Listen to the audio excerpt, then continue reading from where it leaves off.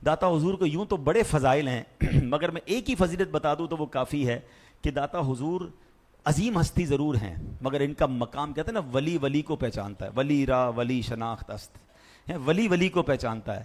تو کروڑوں چشتیوں کے جو پیشوا ہیں پوری دنیا میں جن کا نام ہے وہ کون ہیں؟ خواجہ خواجگان خواجہ معین الدین چشتی اجمیری رحمۃ اللہ تعالی علیہ. اجمیر شریف میں کتنا بڑا کہتے ہیں نا کہ ہند کے راجا ہیں وہ. مگر خواجہ غریب نواز جب داتا حضور پر آئے تھے، ان کی بارگاہ میں آئے، 40 دن حضرت داتا حضور گنج بخش کی مزار پر انہوں نے چلا کیا، عبادت کی، اللہ کی عبادت کی ولی کے قدموں میں بیٹھ کر.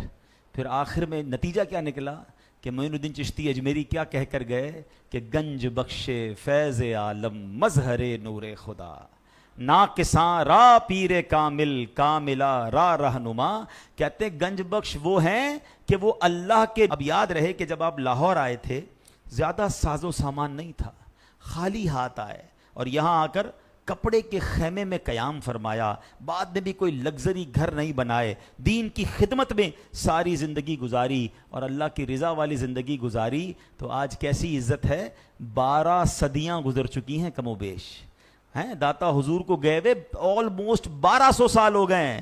اللہ اکبر. دن ہو یا رات ہو، دھوپ ہو یا چھاؤں ہو، سردی ہو یا گرمی ہو، ہر وقت داتا کے قدموں میں عاشقان اولیاء کا ہجوم رہتا ہے. اللہ نے کیسی عزت دی ہے، کیونکہ زندگی اللہ کے لیے گزاری نا.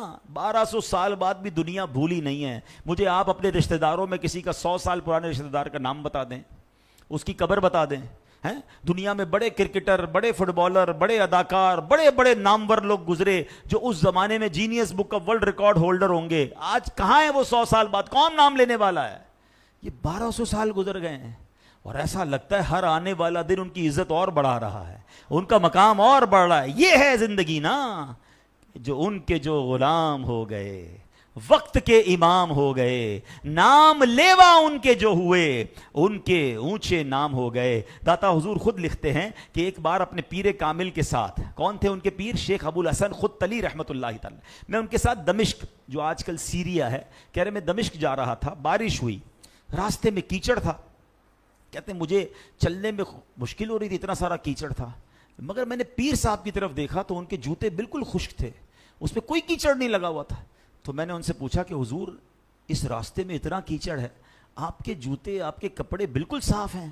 تو پیر صاحب نے فرمایا جب میں نے توکل اپنایا ہے، جب سے میں نے توکل اپنایا ہے اور دل سے لالچ کو دور کر دیا ہے، اس وقت سے اللہ پاک نے مجھے کیچڑ سے بچا لیا ہے.